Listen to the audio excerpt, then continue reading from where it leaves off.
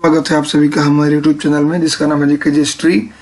और आज की वीडियो में हम चर्चा करेंगे भारत के दो प्राचीन विश्वविद्यालय के बारे में और उससे जुड़े हुए महत्वपूर्ण प्रश्नों को देखेंगे। और यह विश्वविद्यालय हैं नालंदा विश्वविद्यालय और विक्रमशिला विश्वविद्यालय, दो ऐसे अनोखे विश्वविद्यालय जिसकी चर्चा पूरी दुनिया में हुई और इसकी ख्याति दूर दूर तक पहुंची, जिसने अपने ज्ञान के प्रकाश से सारी दुनिया को आलोकित किया। आइए देखते हैं, लेकिन इससे पहले कि आगे बढ़ें आपसे एक रिक्वेस्ट करना चाहेंगे कि अगर आप हमारे चैनल में पहली बार आए हैं तो आप इसे सब्सक्राइब करें, अच्छा लगे तो लाइक ज़रूर करें, अपने दोस्तों के साथ शेयर करें और अपने अवेलेबल कमेंट्स हमको ज़रूर दें। आइए देखते हैं, शुरुआत करते हैं नालंदा विश्वविद्यालय से। देखते हैं पहला प्रश्न क्या है। पहला प्रश्न है, नालंदा विश्वविद्यालय कहाँ स्थित था? तो इसका उत्तर है बिहार की राजधानी पटना के दक्षिण में लगभग 40 मील दूर आधुनिक बड़गांव नामक ग्राम के समीप नालंदा विश्वविद्यालय स्थित था। दूसरा प्रश्न है, चीनी यात्री ह्वेनसांग इसका संस्थापक किसे बताता है?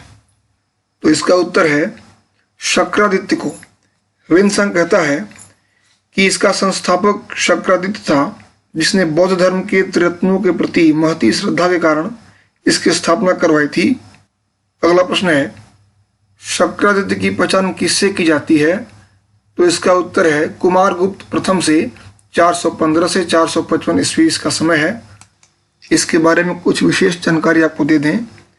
कुमारगुप्त ने, जो गुप्त साम्राज्य का शासक था, इस विश्वविद्यालय की स्थापना कराई।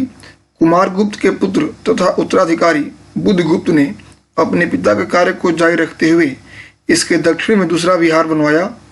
इसके बाद तथागत गुप्त ने पूरब में एक विहार बनवा दिया तथा फिर बालादित्य ने पूर्वोत्तर दिशा की ओर एक अन्य विहार बनवाया और उसके पश्चात उसके पुत्र वज्र ने इस विहार के पश्चिम की ओर एक और विहार बनवा दिया। इसके बाद मध्य भारत के एक शासक ने यहाँ एक विहार बनवाया तथा सभी विहारों को चारों ओर से घेरते हुए एक चारदीवारी बनवा दी। अगला प्रश्न है, कुमारगुप्त की प्रसिद्ध उपाधि क्या थी? तो इसका उत्तर है महेंद्रादित्य। कुमारगुप्त की प्रसिद्ध उपाधि महेंद्रादित्य थी। अगला प्रश्न, विश्वविद्यालय में कितने कमरे थे? तो उत्तर है कि विश्वविद्यालय में 8 बड़े कमरे थे और 300 छोटे कमरे व्याख्यान के लिए थे। नालंदा में की गई खुदाइयों से मालूम चलता है कि यहाँ का विश्वविद्यालय लगभग 1 मील लंबे तथा आधा मील चौड़े क्षेत्र में स्थित था। भवन, स्तूप एवं विहार वैज्ञानिक योजना के आधार पर बनवाए गए थे। अगला प्रश्न है, यहाँ के विशाल पुस्तकालय का क्या नाम था? तो यहाँ का जो विशालतम पुस्तकालय था उसका नाम था धर्मगंज और यह धर्मगंज 3 भवनों में स्थित था। अगला प्रश्न है, नालंदा विश्वविद्यालय के पुस्तकालय के 3 भवनों के क्या नाम थे? जो पुस्तकालय था नालंदा विश्वविद्यालय में, उसमें 3 भवन थे। उन तीनों भवन का क्या नाम था? तो उनके नाम थे रत्नसागर, रत्नदधि और रत्नरंजक। यह 3 भवन थे नालंदा विश्वविद्यालय के पुस्तकालय के। अगला प्रश्न है, शिक्षा के केंद्र के रूप में नालंदा की ख्याति कब हुई? तो इसका उत्तर है कि 5वीं शताब्दी में इसकी ख्याति बढ़ी और 6वीं शताब्दी में यह विश्वविख्यात हो गया। अगला प्रश्न है, किस शासक ने नालंदा विश्वविद्यालय के खर्च के लिए लगभग 100 ग्राम दान में दिया था? तो इसका उत्तर है हर्ष ने। सम्राट हर्षवर्धन ने नालंदा विश्वविद्यालय खर्च के लिए लगभग 100 ग्राम दान में दिया था। अगला प्रश्न है, नालंदा विश्वविद्यालय में किन किन देशों से विद्यार्थी पढ़ने आते थे? तो इसका उत्तर है चीन, तिब्बत, मंगोलिया, कोरिया, मध्य एशिया आदि देशों से यहाँ विद्यार्थी पढ़ने आते थे। व्हीली के अनुसार यहाँ के विद्यार्थियों की संख्या लगभग 10,000 थी और ज्ञात होता है कि यहाँ अध्ययन अध्यापन का स्तर अत्यंत उच्च कोटि का था। प्रवेश के लिए कठिन परीक्षा ली जाती थी, जिसमें 10 में 2 या 3 विद्यार्थी ही मुश्किल से सफल हो पाते थे। यहाँ के स्नातकों का बड़ा ही सम्मान था तथा देश में कोई भी उनकी समानता नहीं कर सकता था। इसी कारण यहाँ प्रवेश लेने के लिए विद्यार्थियों की अपार भीड़ लगी रहती थी। अगला प्रश्न है, नालंदा विश्वविद्यालय बौद्ध धर्म के किस शाखा का प्रमुख शिक्षा केंद्र था? आइए देखते हैं इसका उत्तर। इसका उत्तर है महायान बौद्ध धर्म का। नालंदा विश्वविद्यालय मुख्य रूप से महायान बौद्ध धर्म का प्रमुख केंद्र था और इसकी शिक्षा यहाँ दी जाती थी। अगला प्रश्न है, नालंदा विश्वविद्यालय के शिक्षा के प्रमुख विषय कौन कौन से थे? तो यह है महायान तथा बौद्ध धर्म के 18 संप्रदायों के ग्रंथ, वेद, हेतु विद्या, शब्द विद्या, योग शास्त्र, चिकित्सा, तंत्र विद्या, सांख्य दर्शन आदि। अगला प्रश्न है, ह्वेनसांग ने कितने समय तक नालंदा विश्वविद्यालय में रहकर शिक्षा ग्रहण की थी? तो इसका उत्तर है 18 महीने। ह्वेनसांग ने नालंदा विश्वविद्यालय में 18 महीने रहकर शिक्षा ग्रहण की थी। अगला प्रश्न, ह्वेनसांग के समय नालंदा विश्वविद्यालय के कुलपति कौन थे या कौन था? तो इसका उत्तर है शीलभद्र। ह्वेनसांग जब नालंदा विश्वविद्यालय में आया था उस समय नालंदा विश्वविद्यालय के कुलपति शीलभद्र थे। ह्वेनसांग उनके चरित्र तथा उनकी विद्वता का काफी प्रशंसा करता है। शीलभद्र सभी विषयों के प्रकांड पंडित थे और ह्वेनसांग ने स्वयं शीलभद्र के चरणों में बैठकर अध्ययन किया था। अगला प्रश्न है, ह्वेनसांग ने किसे सत्य और धर्म का भंडार कहा है? तो इसका उत्तर भी शीलभद्र ही है। शीलभद्र की प्रशंसा करते हुए ह्वेनसांग ने उन्हें सत्य और धर्म का भंडार कहा है।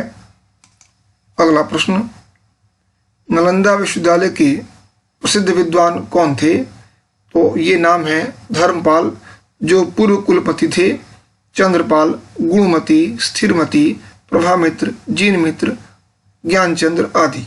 अगला प्रश्न, जावा और सुमात्रा के किस शासक ने नालंदा में एक मठ बनवाया था? तो वह शासक था बालपुत्र देव। बालपुत्र देव ने नालंदा में एक मठ बनवाया था। नालंदा की ख्याति से आकर्षित होकर जावा एवं सुमात्रा के शासक बालपुत्र देव ने नालंदा में एक मठ बनवाया तथा उसके निर्वाह के लिए अपने मित्र बंगाल के पाल नरेश देवपाल से 5 गांव भी उसने दान में दिलवाया था। अगला प्रश्न है, नालंदा विश्वविद्यालय के किस विद्वान के निर्देशन में प्रथम तिब्बती बौद्ध मठ बनवाया गया? तो वह थे शांत रक्षित। इन्हीं के निर्देशन में प्रथम तिब्बती बौद्ध मठ बनवाया गया था। 8वीं सदी से नालंदा के विद्वान तिब्बत में बौद्ध धर्म के प्रचार के लिए जाने लगे थे। नालंदा में तिब्बती भाषा का अध्ययन भी प्रारंभ हो गया।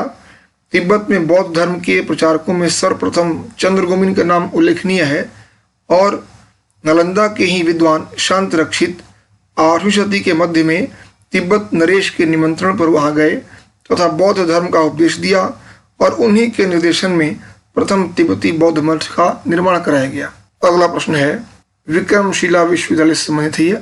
आइए देखते हैं प्रश्न क्या है। विक्रमशिला विश्वविद्यालय कहाँ स्थित था? तो यह था बिहार के भागलपुर से 24 मील पूर्व पत्थरघाट नामक पहाड़ी पर विक्रमशिला विश्वविद्यालय स्थित था। दूसरा प्रश्न है, विक्रमशिला महाविहार की स्थापना किसने करवाई थी? तो इसकी स्थापना पाल नरेश धर्मपाल ने करवाई थी। इसकी स्थापना 8वीं शताब्दी में की गई थी। अगला प्रश्न है, विक्रमशिला विश्वविद्यालय में कितने महाविद्यालय थे? तो विक्रमशिला में 6 महाविद्यालय थे। अगला प्रश्न देखते हैं, विक्रमशिला विश्वविद्यालय के महाविद्यालय में स्थित केंद्रीय कक्ष को क्या कहा जाता था? तो इसका उत्तर है विज्ञान भवन। विक्रमशिला विश्वविद्यालय के महाविद्यालय में जो केंद्रीय कक्ष स्थित था उसको विज्ञान भवन कहा जाता था। विक्रमशिला विश्वविद्यालय के कुलपति का क्या नाम था? तो उनका नाम था दीपंकर श्रीज्ञान। यह बहुत ही विद्वान व्यक्ति थे। अगला प्रश्न है, यहाँ किस देश के छात्रों के आवास के लिए विशेष अतिथि गृह बनवाया गया था? तो वह देश था तिब्बत।